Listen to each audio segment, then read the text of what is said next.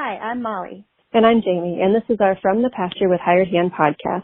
As the owners of Hired Hand website software, we've been developing websites and creating internet marketing strategies for livestock breeders for the past 10 years. The majority of our customers are involved in the breeding of registered animals, such as Texas Longhorns, Highland cattle, horses, and white-tailed deer, where the pedigrees are very important.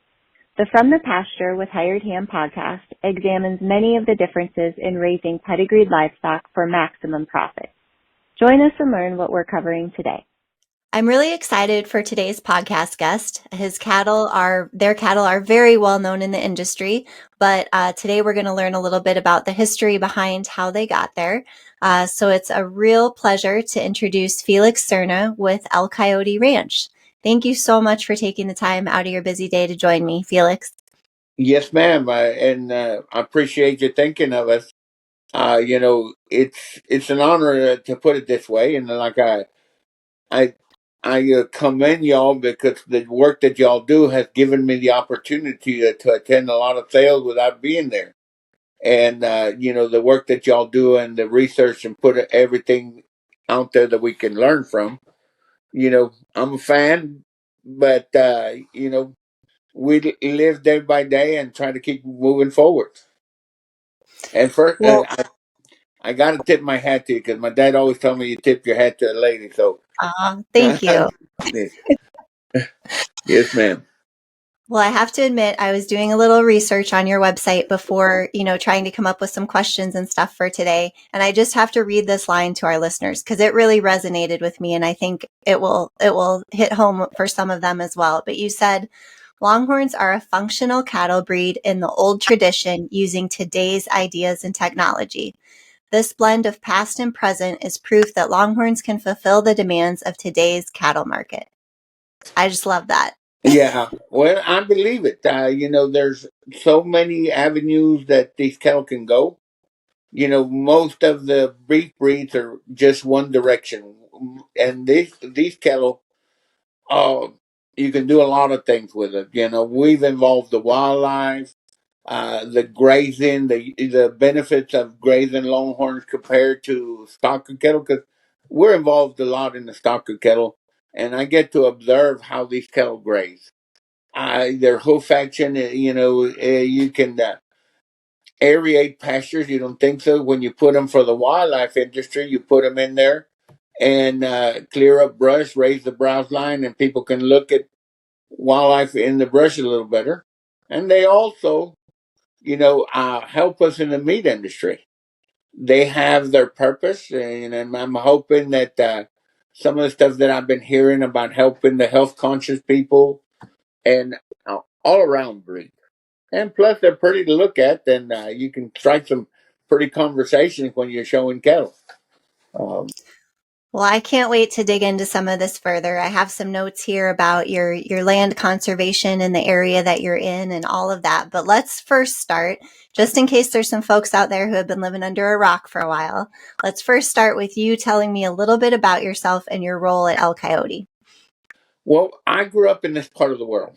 I grew up on the Coyote Ranch, and we ran a lot of cattle. I came to work. They recruited me, the previous owner, to come ride their horses. I used to ride a lot of horses, break a lot of colts. And then I've evolved here. I'm working on my 40th year here. And I took care of stockers, Santa Cruz breed, the horses and stuff like that. And then when Mr. Bass had the forevision of buying some great cattle in the past, I was still over here, but I'd helped in the Longhorns, helped Greg Briney, Mel Rayleigh, Shanna. And then I guess it was around 2005, 2006. I kind of fell into a situation and help out and got involved with the Longhorns. And I said, well, I'll give it a run and see what happens. And I've been there ever since. It was I'm a beef guy. And I'll admit it, I'm a beef guy. I've been around beef all my life. But these cattle are intriguing. You look at them, how smart they are, how they react. The way you treat them is how they're going to act. And we have some of the gentle cattle that I've ever been around, and I've been some wild cattle in my lifetime. But these cattle are smart, and they go through places where you wouldn't think they go through, but they're great mamas. Uh, I've seen them protect their babies. We have coyotes and stuff like that, and they show you that there's only one of a kind. Every one of them is different. Their attitude is different, but I haven't seen anything that's got aggressive. But you can cross them, and they make great crosses. But they're just pretty to look at, and they're so diverse that it's a pleasure to work with them. They challenge you. Trying to keep up and making them better. It's quite a challenge. But the main thing about it, they're survivors. They can take care of themselves, and you don't have to do very much for them. They'll do it by themselves. That's basically it. What I've evolved into this place, and the Longhorns. We've had a good run, and our goal is to produce the all-around cow, where you can go in a pasture, go in a show ring, and go measure their horns. That's our goal, and we're pretty progressive. We don't tolerate, stuff that these cattle might have some default. Our philosophy, if it's not good enough for us, it's not good enough for anybody else. That's our philosophy on this thing. And when you have cattle that will do diverse things, horn wise, color wise, and stuff, it's always good to wake up and look at them, because they'll brighten your day up. I really have enjoyed them, to be honest with you. And like I said, we get on the technical part, and in vitro flush them, and we're looking for EPDs in our sense. My EPD is consistency. If we can get a cow or a bull to be consistent, he makes our team. And we try all kinds of genetics and find which meshes with them, and try to get better every day. Um, you know, I appreciate y'all, because I can go to y'all's website and all around everybody's website. It's a learning tool for me, because I'm a student. I've never learned. I'm still learning every day, and seeing what other people do, either tell me I want to do that or I don't want to do that, and that's how we evolve. We keep growing, try to grow and try to produce the best we can on either either of the purebred herds that we work with. Well, it sounds like you're in the same boat as many of our listeners, and just you got hooked, right? You didn't see this as your path maybe earlier on, but you're hooked with the Longhorns, and you're here to stay. Yes, ma'am. Yes, ma'am. Uh, I've judged a lot of shows all over the place, and here in South America and stuff like that. But when you see a good Longhorn walk in, you don't. It only doesn't only turn your head, but it turns the crowd's head when they see a good one. When you go to these horn measurements, you're surprised every year how they're growing. Um, we're not a just a single trait kind of herd. When you get that way, it becomes a problem. We're trying to produce the whole animal, that structure, conformation, and has good horns. And kind of learn, and like I said, I tell everybody, you got to learn how to dance with them, because some of them dance a little slow, get started slow, and then they kick up a notch and go to going fast, growing wide. And some start out early and stop early. So that's the learning curve that we have. We're trying to figure out what the genetics, what will mesh wide, and I'll never stop going back to the foundation, because I believe a good foundation can hold up to anything. You look at houses that have good foundation; they last forever. And we play with the old timey genetics that were here, and we'll keep them condensed, and then we'll bring some outside genetics, try to create a hybrid vigor. And that's basically our philosophy. It's every day we got to get better. You know, you look at your mistakes in the past and forget about it and just keep going forward and try to look at your accomplishments and get better from your accomplishments, what you've done in the past. That's my philosophy on that. Well, I can't wait to dig in more to that. We're going to talk about genetics and crossings and kind of just things you've seen over the years. But I feel like before we move into that topic, let's give a little bit of time to the history of the ranch as well, because it's such a historic family and such a historic program. Can you just tell us a little bit about the history of the ranch, and then the really interesting story I saw on your website as well of how you came up with your brand and your kind of your logo that ties to it as well? Yes, ma'am. These ranches were established as part of in the past, Spanish land grants, and it evolved, throughout the years. You know, the McGill country, the Lift country. Uh, when Mr. and Mrs. Bass got this ranch, and they kind of kept the tradition, like the brand Mexican hat on the table. Uh, and it just it's history all the way. And you keep there's some windmills here that are older than I am on these ranches, and I'm a little bit up the creek on that age wise, but uh, there's still history. You look at some of the places that you go to that were stagecoach trails, wagon trails, old pins that dipping vats that were 80, 90 years old, and it just makes you proud to be able to walk on this land and be able to engulf what it gives to you. And the the ranch itself, both ranches, um, in the springtime, this lady puts on a beautiful dress. We've been driving, looking pastures, looking for a we call lobelia because it hurts cattle. But we've been able to identify at least 30, 40 different species of flowers that as you go to. So it makes it enchanting, let's put it that way. Uh, but the history goes on, and with the family, well, they say their great uncle saved this Longhorn industry by purchasing some cows, and there's a lot of stories and which are true. And Mr. Goodnight wrote some books that were somewhere around these ranches where he wrote some of that stuff. Uh, so how can I put this? We live history and we live to preserve it, but we also live to make it better, enhance it. That's kind of the philosophy.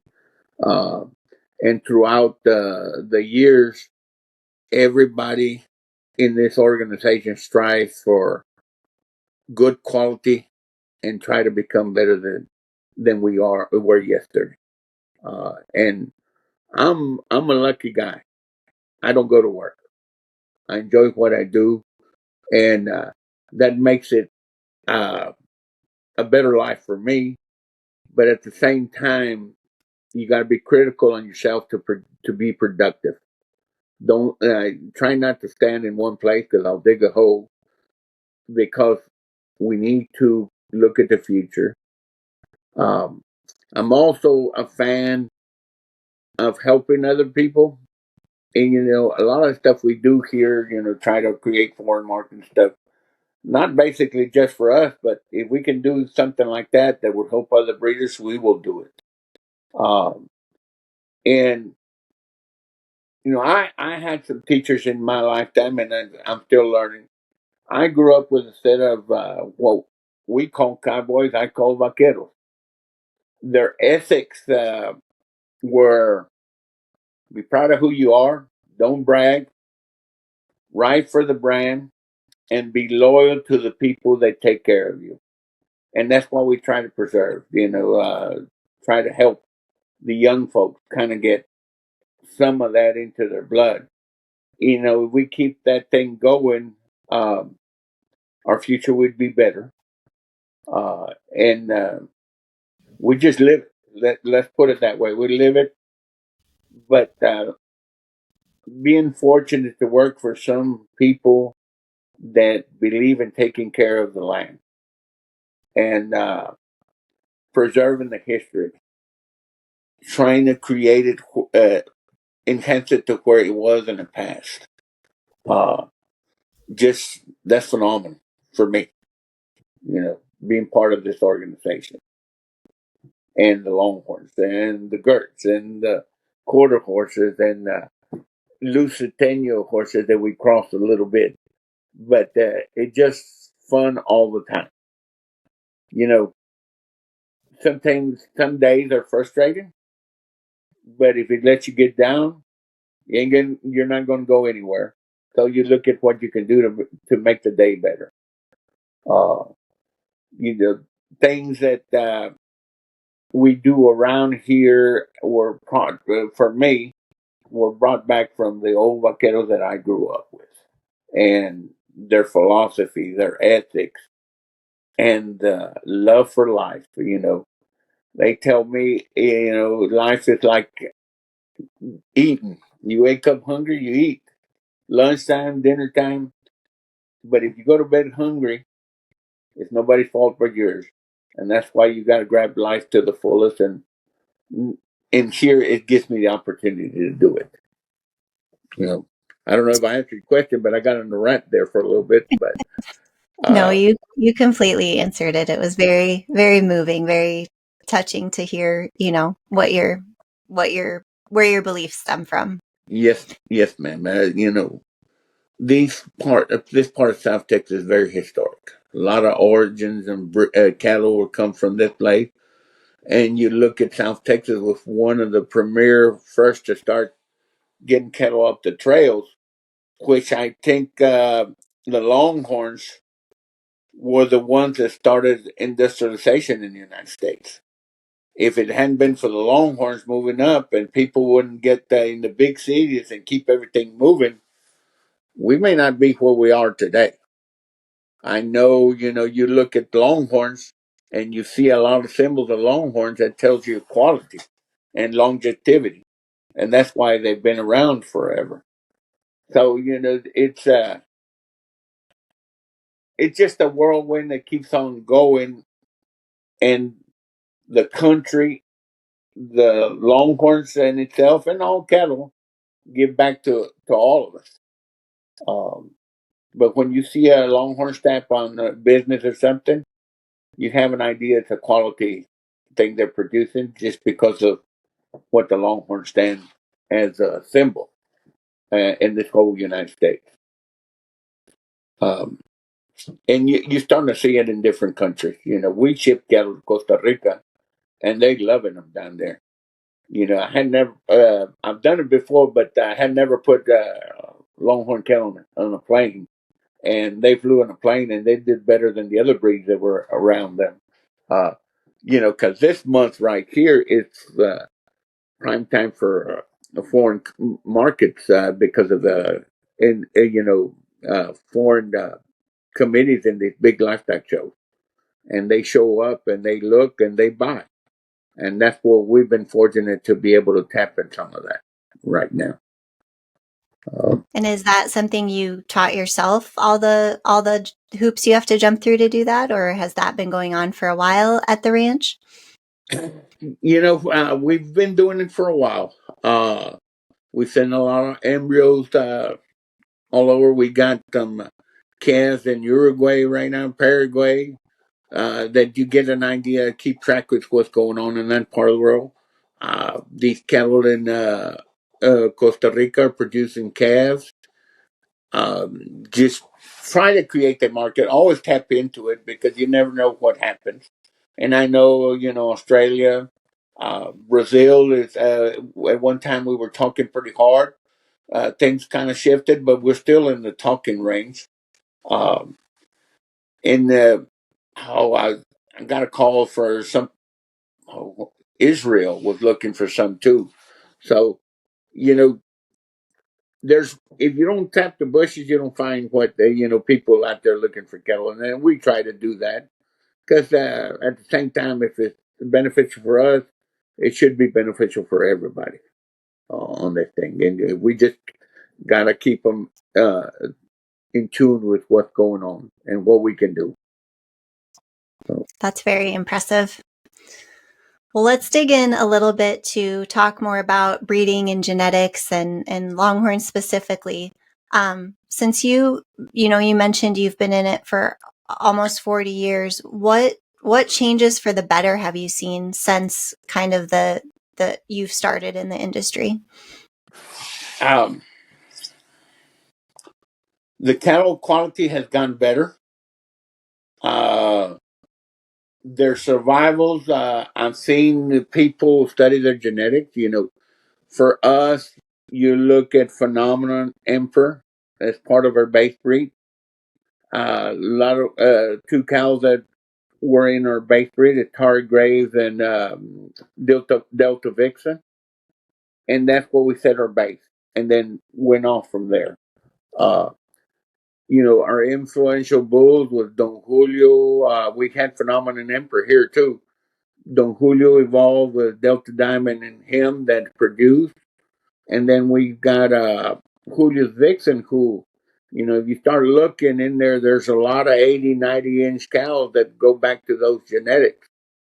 And the growth of these cattle, like everybody else, we had that growth where they were real big and then they got a little small, but that was in the entire industry. But I see a medium now that cattle are pretty equal. You have your extreme, but cattle that you see are pretty equal across the base. And their structure. There for a while, I was worried about structure on cattle, but now the structure is looking good. You can see cattle that you can turn them in a small pasture and you can turn them in 10, 15,000 acres and they'll survive. And then you get the horns. To me, the horns are important, but you need all the other factors. And when you have the right genetics and you keep doing it, it may not happen first generation, might happen second and third generation, but you're going to get the growth. And being consistent, cattle that are consistent producers, bulls that produce consistently and high quality. We here don't baby our cattle. They survive. We Cuban just to make sure they come to Cuba so we can see them. But they do it on themselves, and it's quite impressive. When you get some of the European breeds and English breeds in South Texas that are going to pieces, these cattle are looking great. The Bos Indicus group kind of meshes with this group, right, with the Longhorn. But as a whole, you walk into the show, you see high quality cattle. You walk into the horn measure, you see high quality. The futurity, has produced a lot of great cattle too. People are competitive. So as a whole, I am impressed with what it's done. The cattle, genetic wise, structure, conformation, and horns. And then you have the other additive sugar on the pie is color. There's a lot of colorful cattle out there. And I'm a firm believer if you can go out to the pasture and something catches your eye, you're going to go look at it. And that's been what we've been noticed here throughout the years of bringing people here, showing them cattle. The colorful cattle will catch their eye and they'll look at it, and it's always pretty good to see the gleam in the eye of a person come to look over here when they're impressed with something. But go back, Phenomenon, Emperor, and the Targates and the Delta Vixen. If you look back in a lot of pedigrees, because I study a lot of pedigrees in the third, fourth, and fifth generation, and you'll see them come up. But there's also cows like Possum Queen that goes out there, and then you know oh my I lost my train of thought, but Jamaicism's mother, uh, Jamaicism, J.P. Grand, Tough Checks, that are out there that are influential into our breed. I've we bred a bull over here that goes back to Circle K Donovan, just to put the old genetics in there. And you look at Circle K Donovan and go back, and you'll see his impression. You know, uh, Eternal Atari produced Eternal Atari, that part of the Circle K Donovan. Um, we we try to watch everybody what's doing, and try to follow them, but also try to see how they fit into our group. Hunts Command Respect made an impact here. Uh, we have some cattle with lots of horns, but we also brought the phenomenon, kept the size.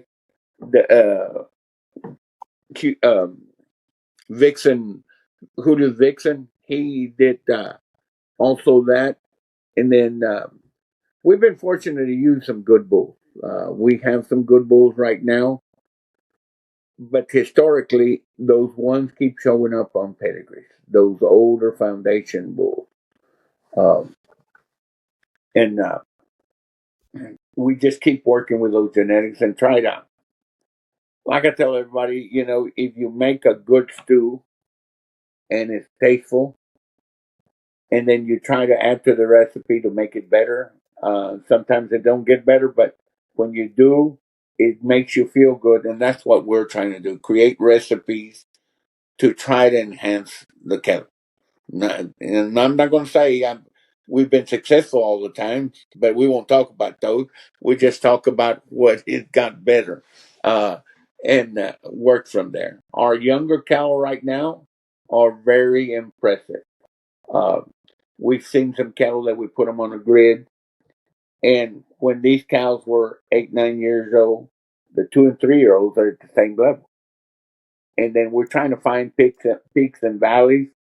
Uh, and I'm very lucky to have Dello that works with me, and she does all kinds of equations and put charts together for me just to make our life easier.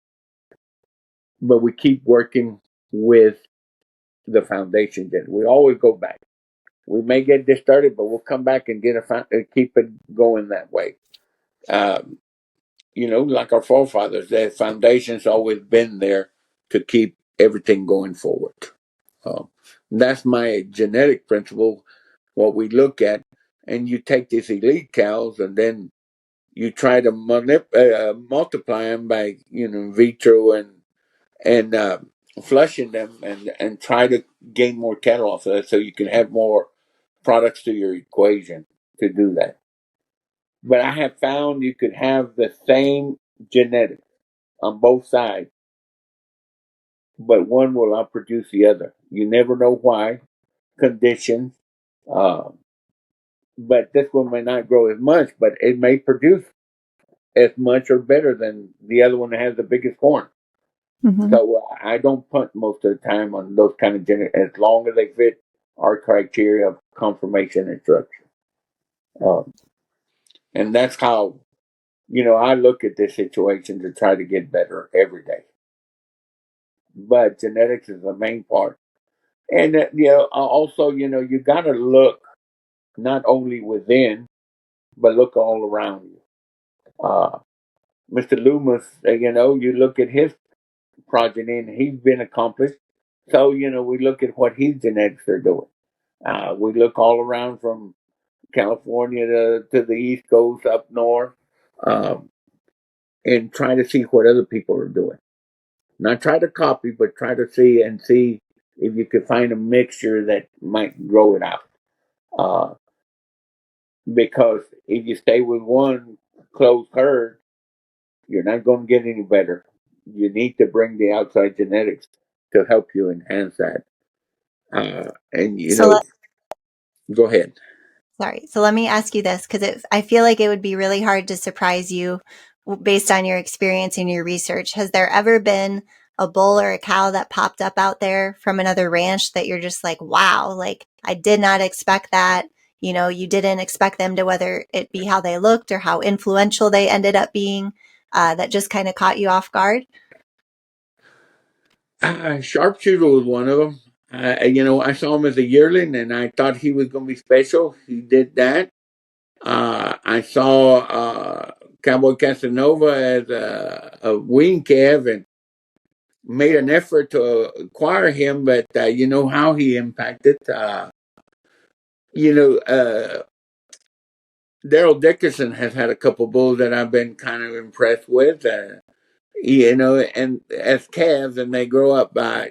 I try to look at cattle in their young age, and usually, if there's one out there, he'll come out and stand up.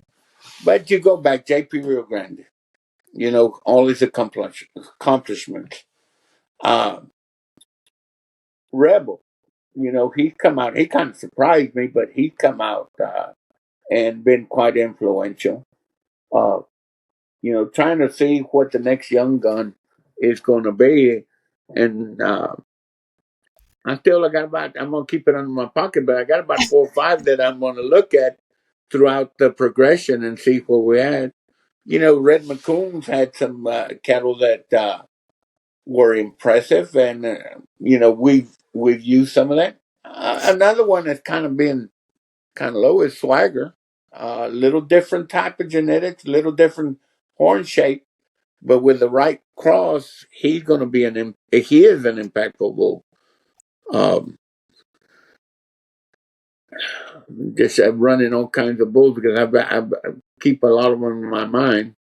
Um, I know North Carolina, the Carolinas had some bulls that were out there.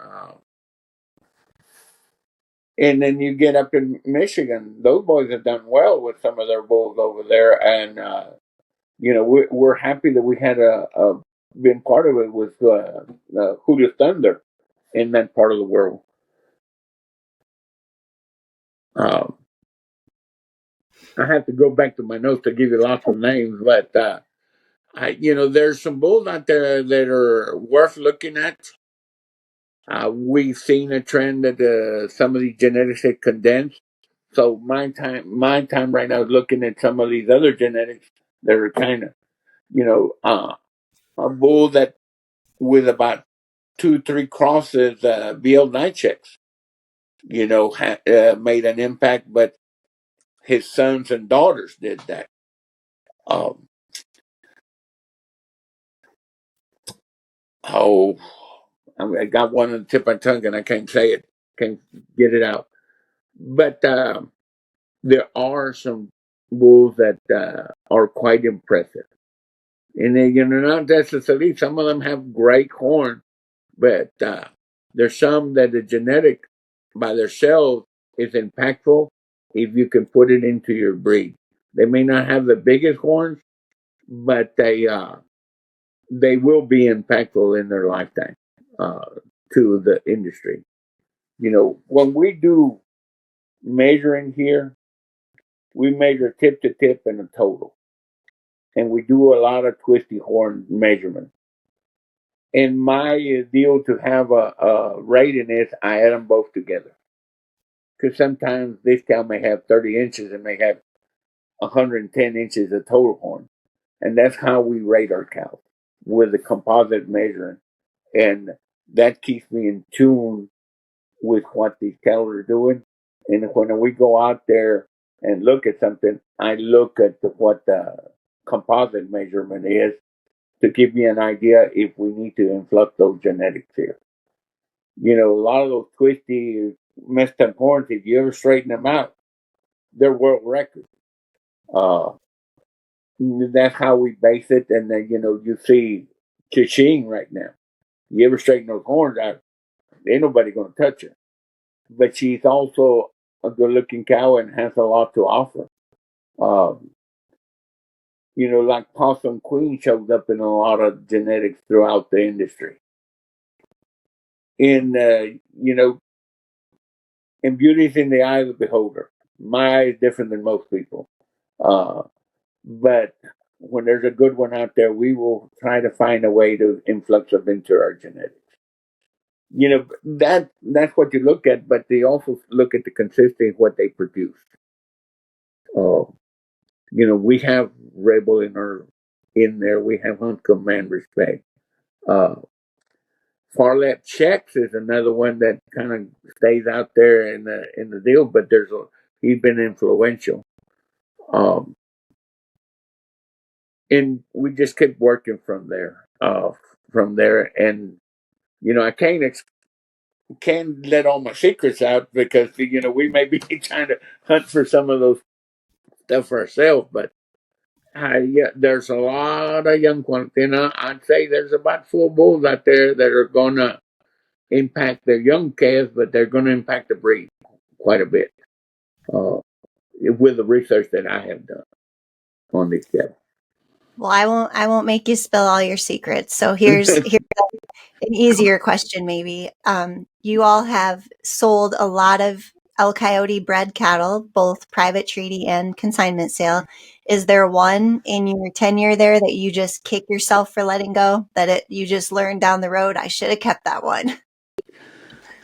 Well, true to tradition, Trudy. Uh, and I commend the Torkinsons because they saw her at a Wingley and they bought her at a Wingley. I really didn't want to sell her, but we let her go, and they've done great. They've got a bull out of him that he's done great for them, and they've done real good with him. That cow we sold, a Lovely Rose. Oh, hey, there's been several that you look back and you kick yourself 3-4 times, and then one more time just to say, "What did you do that for?" But a lot of good cattle had left in the beginning. There was a lot of good cattle that went out there that were impacts on this thing. But my reason is I do have the factory, and we put embryos up that I can recreate these things. They may not be the same, but uh, it's hard. And we got Miss Rhodey Houston heifer out there that I'm going to regret her. She's going to be an impact. She maybe not the tip to tip, but she's going to produce something that will be out there. Uh, you know, we can name a few, but the more I name them, the dumber I feel. But it's you can't keep them all. And when you put your genetics out there, it's a reflection of your program. And if you don't put them out there, and there's one of the problems is if we don't put our genetics, we don't know what they're going to do with other genetics. And we put them out there. And if the customer does great with them, it's a feather in our cap. We're not here just for ourselves. We're out here for the entire industry. And you applaud everybody that does well, and just you put a smile on it and say, "Well, let's see if we can do it again," and we'll go from there. Uh, but as long as I can keep the factory and try to reproduce it again, we'll be all right. We'll be all right. Keep going. So does that mean you have a few select animals on your ranch that will never leave, that are the foundation of the factory, that just aren't for sale no matter what? Yes, ma'am. Delta Vexen never left. Stargrave left once and came back. She's here. Houston Tari or right now is the matriarch. Amor de Coyote, she produced Cornerstone. Um, you go on, Buena Tarde went out and came back. She's going to be good. Julio the Angel. I go name names at once that won't leave. Uh, Miss Houston that produced Miss Rhodey Houston. Miss Houston stayed here. Miss Rhodey Houston stayed here. Uh, I think that, it's honor to them to let them live out their life here. I have a retirement pen that we turn some cattle out and let them live their lives, and we feed them. Uh, they've done great for us, so we have to do good for them too. Uh, as bulls, Don Julio didn't live here. Julio Dixon didn't live here. Um, Desperado, he was a quiet kind of bull, and but he made an impact. A lot of bighorn cattle, and he stayed here, and things like that that you gotta take control of for them to survive their life to the fullest. Quality of life is very important in anything. Horses and in some of your other breeds, you let them stay here uh, to live their life the way they should. Um, you know, we could mention some more, but I think those were some of the most important ones that we've got here that did not leave here. And you know, I hope when I get old like that, they let me live a quality of life that way too. You Yeah. hope there's a retirement pasture out there for you, right? Yes, ma'am. Yes, ma'am. Yeah. Oh, Well, how would you feel about sharing a few of your most rewarding or memorable experiences as a breeder? watching Miss Rhoda Houston be born. Uh, the first embryos that came out of Tara Grace when we had problems. I spent a month massaging her ovaries to get them to working again, and seeing those embryos, what impact they've been. Uh, the ranch being selected breeder of the year. But some of the most gratifying things is watching other people succeed. You get a young breeder and you help them out and they succeed. You new people, old people that you give them, that you let them acquire some of your genetics and they do good with them. That's probably been the most gratifying part of this thing. We can sing all our accolades, but when you can see other people succeed, that's more gratifying than anything else to me. And I think, the philosophy all the way around the ranch is the same way. If we can help people succeed, and with the cattle, but not only with cattle, education, you know, everything that we can do to make their life a little easier on as a rancher or whatever else comes by. That's probably the most satisfaction I've ever got. Uh, but you go out in the morning and see a new calf, that's a new experience. Uh, see a calf lying in a bed of flowers, you got to take a picture of that. And so every day is a gift to me, and everything that you see out there, you got to find something good in it to make your day go easier every day. Um, you know, it's you got to stay humble. Don't attract attention to yourself because they'll find you, and most times it's not good. But you go out there, and I'm a firm believer we're all equal. I don't believe in telling you go do that. Let's go do that. Follow me, kind of situation. And then the other gratification is when you see you got people working with you side by side, and they're starting to get the knowledge, and they get lighten up when they see something good. It makes you feel good. Um, no matter what accomplishes we do in our lifetime, when you help somebody, it's no better. There's no better feeling than that. That's the way I live it. That's the way I feel, and I think we're in the same deal all around this ranch to be able to accomplish that. We can name quite a few people that have been quite successful with the genetics that we produce here. So That's great. That's the I don't have words. That's awesome. That's what means the most to you. yes, ma'am. That's one of the reasons around here. There's some breeders that have 2, 3 cows, and we'll lease them a bull to try to enhance them. And you've seen some progression along the way, um, and they've done well with our genetics. And we have a hunting facility just north of us that had some cows that came from here, and we've been helping them with bulls. Uh, and now they're pretty tough. They have some good cattle, and they can go out there and make an impact. And you know, I don't consult with anybody, but we'll help them. We'll give them hints because you don't want to go into the business, but give them some ideas and that they can go forward with that stuff. Love what you're hearing? Be sure to check out our Pickup Truck Confessions.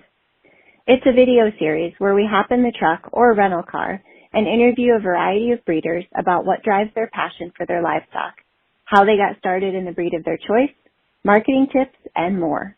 And now, back to the podcast. In general, what would be some of the advice that you would give new breeders?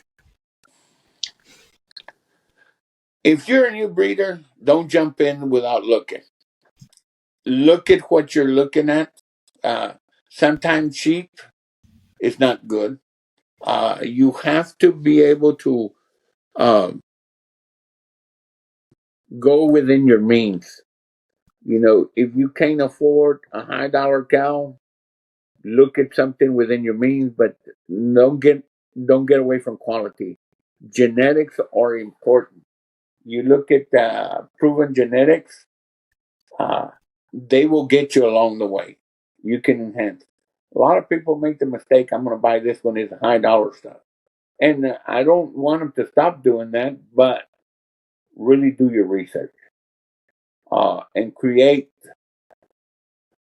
associate with how much country you have and what you can afford in cattle. Because if you buy too much, you abuse your country. And in this business, the more you save money, the more you can make it self maintain, the better off you'll be. You have to have the philosophy: can I afford it? Can it help me get better? And what are my goals? Always set goals to where you want to be. Most of us set goals and we want to do it tomorrow. But we got to look at the opportunity and pace yourself. This is not a sprint, it's a marathon.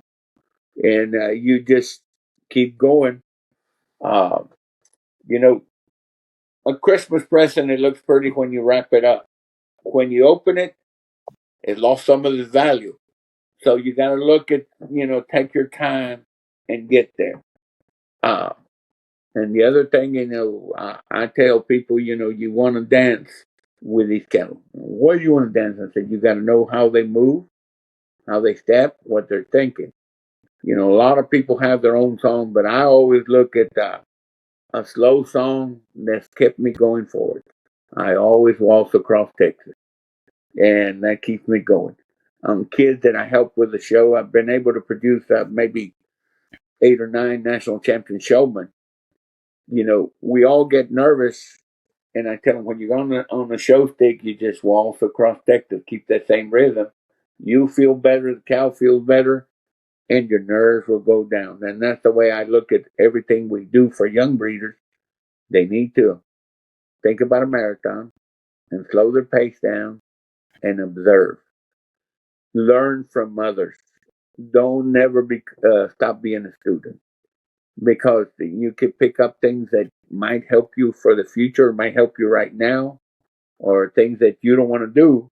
You just keep being a student. That's what I would suggest to somebody. And don't be bashful about asking questions. The only dumb question is the one not asked. And that's a luxury about Longhorns. Most of the people are pretty free and giving you, if you ask a question, they'll give you their opinion. And, that's also a luxury about being involved in this breed, that, we all help each other. It just, it's like a bulldog in competition. You go out there and drop the steer, but all those bulldoggers, hey, they're two for each other, because they want him to do good. A lot of stuff is way out of your hand. It just happens. And I think that's the way we need to help each other. And these young breeders, you do the research, do the stuff, but ask questions. And now they provide where you can get the history of the cattle, what production, what they've done. That's always good to look at too. Uh, don't jump in the whole water without knowing how deep it is. If you hit one that doesn't have any depth at all, it's going to hurt you. If you hit one that's going way over the bottom, you're going to have a struggle to get back up. But always be prepared in what you do. But the most important part of anything these young breeders, I always tell them, I said, you think about it, you study about it, but the one that makes the decision is your heart. When it feels right and you know it's right and your heart is telling you right, most of the time it's the right decision. Uh, in anything you do, if you let your heart kind of help you make the decision, it's probably the best one for you at the time. I see a lot of young cattle that kind of, you look at them and you get the gleam in the eye and you get their heart to pump a little better. And 95% of the time, they do what you expected they would do. Uh, but that's a very important part to the equation. You can do all that other stuff, but add the heart to it if it feels better. And if you're a couple, if it feels good for both of y'all, good, because that way it'll stop arguments. If you decide it's good for you and it doesn't work out, well, somebody's going to have something hold over you too. So, but you got to be both in agreement if you're working with a partner. It's a good feeling when you have something that your heart tells you is good and it turns out good. Uh, and that will keep you out of trouble most of the time. Uh, and don't wear sunglasses to look at cattle. Look at them wide-eyed and bright-eyed, and they'll tell you. They'll talk to you. You look at a cow when it walks to you, it has a pendulum movement, and when they kind of shut down the pendulum, those are red flags. You got to look at the structure. When they go by you, you look at what their neck, body. You look at their back. Uh, they kind of tell you what they got structure problems. And when they're running away, you kind of see how they walk, how they handle their feet, and hooks the pins and everything. But another little trick that I'll tell young people: look at their tail. And they look at me kind of dumb. I said, the tail will tell you a lot of stories. And I explained to them, thickness on the tail makes performance. Length of the tail tells you maturity. Uh, skinny tails, I kind of shied away. Long tail, they won't be mature till about they're 2.5, 3 years old. The medium tails will give you, a good maturity level. If they're short and skinny, they'll mature early and they won't grow for you. And this is old cowboy logic, the logic that I learned for as long as I've been alive. They would tell me, and when I first started learning this, and they don't know what they're doing, but it's been proven to me, and I've used it all my life. And that's something for young people to look at to try to be ahead of the game. Uh, first of all, when you say you got that pendulum, if you don't have that pendulum, start looking for their structure and their spine. If it's curved, straight, got to have a little angle from hook to pin, not much. And, how wide they are, width and depth. But, when you look at the front and back, you look at their feet and turn out, but also how wide they're across the back. Uh, I'm talking like a beef guy, but the Longhorns can be just as good as a beef cow, but it also gives you the opportunity to be able to have something that is high quality. Uh, and then, the pelvic area on a Longhorn it beats everybody else. The circumference on them, and they're good cows. Uh, Even if you cross them, you could get something that's profitable and can go anywhere they want to on this deal.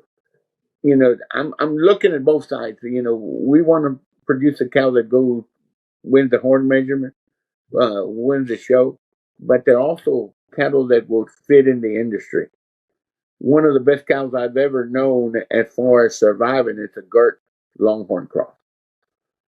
15, 20 years, they produce calves, they survive. You didn't spend a bunch of money on feed, but the Longhorns are even better for survival and being productive. Uh, because we got to look at, 9 times out of 10, only the top 5 to 6% make the upper echelon horn show deal. The rest of them we have to have ready to go to the butcher or to the auction barns, and you want to have something that will work over there. So we got to look at all spectrums of your operation. Have a game plan. What am I going to do with these calves? Uh, the prices of beef today are the best I've ever seen. Uh, and so we got to take advantage of that also. But they're also these sales is what we have to do with a colt. And if you have one that doesn't fit the market, you're not going to get any money. But if you have something that's productive that shows some depth and some muscle, they'll bring you some money. Uh, you know, Through history wise, we've always been knocked down because we're Longhorns. But I see a lot of cattle that won't get knocked down anymore. Uh, you know, you send something to the auction barn, you can be competitive. You may be 10, 15 cents back, but you'll be competitive with what they're going out there. And then you look at the national inventory of cattle right now, we're as low as the 50.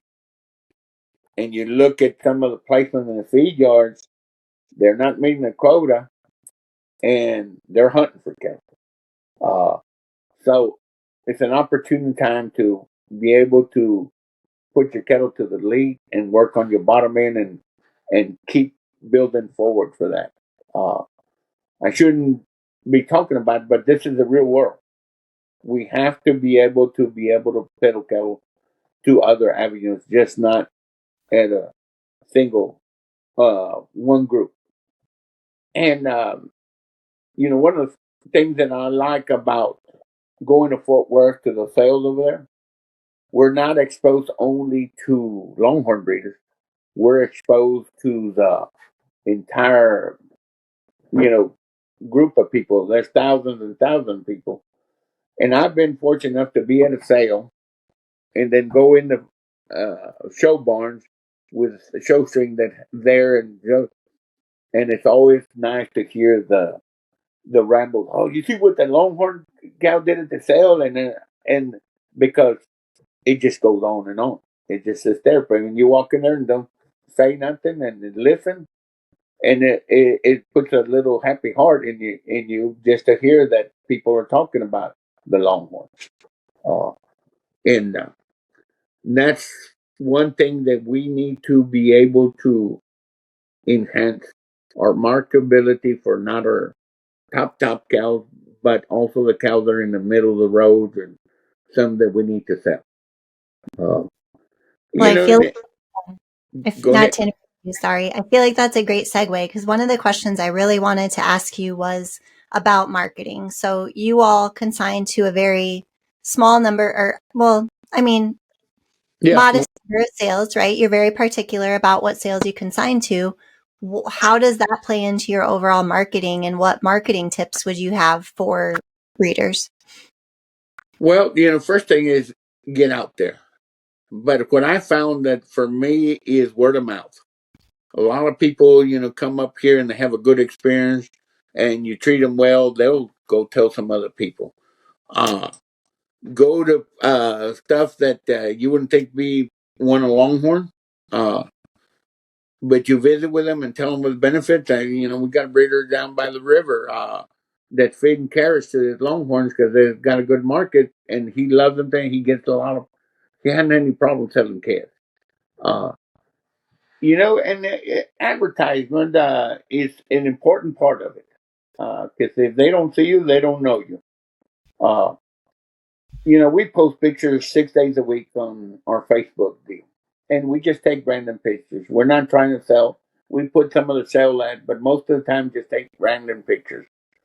And you'd be surprised when we get calls from Australia, Switzerland, looking for a skull, going to a bar, Germany, uh, and you visit with them. And they may not buy from you, but you planted the seed so they can go buy something else. Australia, we've had a good working relationship with Australia on both breeds. Uh, and just get yourself out there. Most first impressions are the best impression. If you create a wrong impression right off the bat, there's always that black mark. And that's why, you tip your hat to the lady, look them in the eye, look everybody in the eye, and give them a handshake, and be honest with them. I've shot myself in the foot several times here. Person likes a cow, I don't like how he's milking, and I let him know. And you know, I'd rather fight my problems and not hand them off to somebody else. And that's important because that's where you get your return customers. And we show cattle all over the place, and we have in Texas we have the lead program with some of the top FFA teachers. They come about every 3 years, and we show them around. We have the ambassadors, 4-H ambassador would come up here. FFA, the you know the president, and all their deals from Texas, and a lot of kids that we put out here. And when we do a horn measure, when we invite the town to come out here, we'll feed them and stuff. We're not trying to sell them. The cattle will sell themselves if they look at them. If you can't get them out here to look at them, you won't get them. We're not out there putting a bunch of stuff out, but we put something every day consistently, except for Sunday. We kind of take a day off, but that's hard to do on the ranch. But if you get the word out there, and the way you treat people is the most important. If you treat them with respect and hospitality and stuff, they look forward to coming back to you. And like I always tell people, come look at our cattle, we'll feed you. We'll find something to feed you. We're fortunate that we can do that in this part of the world. If we don't have it, we'll help you find it. It may not be from us, but I'll help you find it. And I've done that, found some cattle for people that, we haven't had here, but they're happy when we help somebody else that way. Just stay out there. Don't show off. That never gets anybody else, but just stay out there where they can see you. Talk to people. And a lot of these young breeders need to, when they go through these functions, go introduce yourself to some of these established breeders, and you might could learn something the same way. At the same time, you might have something he wants. And tap into it. And they can give you ideas how to get better. But the most thing to do is just keep things in front of them, and they'll come around. They'll have a question. They see something they like. They will call you. We will now with spam and telemarketing, but we have to answer every phone call because we don't know what it is. Sometimes we just hang it right back up. But if you talk to somebody, it has come in handy. We had some people that live in South Texas but work in Illinois, and they saw us on Facebook for some reason or another. Now they have Longhorns in the valley. They work outside most of the time, just because we were out there in front. Oh, that a good philosophy, a good want to go forward, love of life attitude is attractive to people to come talk to you. You know, it's just like when you spill milk, the flies will come to it. So that's what I consider spilled milk. So you can talk to everybody, but that's the main thing. Be in front. Don't degrade anybody. Everything's good. Not saying that you have to bend over to everybody because some people kind of rude. Sometimes you got to put a stop to that. But other than that, it just attracts good people. Good people attract good people, and you keep talking and try to give them an overview of your program. Uh, you know, we all need educated. We don't know what you have unless you tell us. Or you have a website like I spy all over the place looking at websites and stuff, but it's just staying in front of people. That's the main thing, and with a good attitude. Uh, and don't sell anything that's not making you look bad. Uh, you sell something that is a cold or has problems. Make sure you let them know about it. If they want to buy it anyway, it's their deal. But don't just put it out there where it comes back and puts a black mark on you. Uh, that'll help everybody. I think that's a good way to have it for the entire industry. Uh, make them aware of what's wrong. If they want to do it, fine. But at least you're not hiding anything. Uh, we need to keep that in mind. Well, I'm really glad that you didn't decline my call as a telemarketer when I contacted you about doing our podcast, because I feel Well, like anyone that listened definitely learned a lot today. So thank you so much for joining me.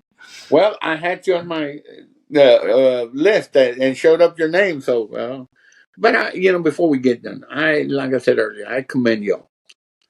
This is what industry needed. You're bringing in your podcast. I've heard a lot of them, and without that, we don't get to hear what everybody's doing or how they live their lives. Also, the sales that you all produce, that helps a lot of people. And you have a 30 days to do that, to be able to look at the cattle and study them up. In life, we need people to help us enhance what we're doing. And I consider y'all are doing that. And that it's been a pleasure. I hope I didn't ramble too much. I'm just well, I won't say that word, but I've been around the world once or twice, and sometimes it has been fun, sometimes it has not, but I've enjoyed every day of my life doing what I love to do. And I've been fortunate to work for people that take care of us and take care of the country. So that's, what more can you ask for? Uh, I it, agree. yeah, what more can you ask for? Live the life and always try to help somebody along the way, along there. If it's a little thing that you help them with, it'll come back to you twofold. Uh, and that's always good. And if we have kids, remember education is very important. If you get the little paper that says you're a graduate of high school, college, then nobody can take that paper away. And it opens doors quicker than without not having it.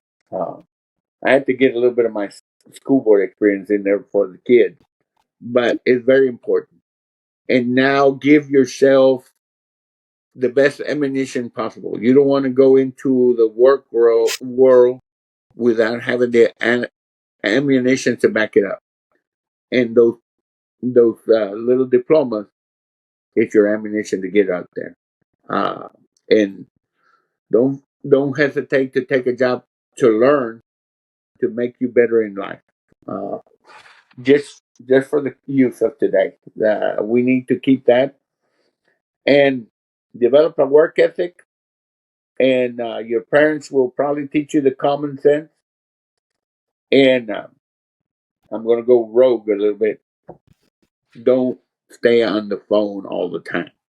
You know, uh, we get so focused on the phone that we forget what's around us. You know, stop, look at the flowers, look at where you're going. It might give you an opportunity to learn the what's around you. Uh, when you have a chance, you know, and you're alone, do that, but don't let it consume all your time. The phones and the Facebook and whatever other thing that's out there, um, because it could be detrimental for you to gain where you want to be. So, I feel like that's good advice for all of us, adults and kids in general. yeah, I'm not, you know, I'm not saying because I, I, I couldn't do computer because I broke my keypad, but I'm got better now, and I've threatened to throw my phone out the door several times, but it's a necessity right now. But don't let it consume you. That's all I have to say on what it is. You know, we need this for the future. You know, they're beneficial because you can do research like my iPad right now. I've done a lot of research on it, and to keep you informed what's out there in the real world. But there's just a certain amount of time that you can spend on it without hurting you back. Where you can look at stuff around you, enjoy, smell, uh, and not be just looking at a screen. But you know, I look at the trees, flowers, the cattle. They're my weathermen that tell me things are changing. You look at their eye; they tell you if something's wrong. Uh, the way they move, you know, you kind of get an idea where the wind direction is going to be, where they're heading, and that's just by observing these animals. And you know, we're getting to the point that spring is coming, but our old man, the mesquite trees, is still saying, "Hey, we got to wait a little bit before we get there." Uh, you know, the scissor tells us, "Yeah, winter's over," and things like that that you will learn in your area if you just observe. Things will tell you things. What side of the tree the moss on, uh, and yeah, you look at right now, we are lucky. We've had more bluebonnets, Indian paintbrush than we had in a long time. Uh, so, you know, it's enjoyable. You know, it puts a smile on the face when you walk out there and good Lord sent you a bouquet of flowers to keep on going, to put a smile. Uh, but I wanted to get that in because it's affecting all of us in our life. So, It is. I feel like that's great advice to end on. yeah. Well, thank you. Thank Well, you so much, Felix. thank you. And like I said, I tip my hat to you because y'all do a great job. Thank you.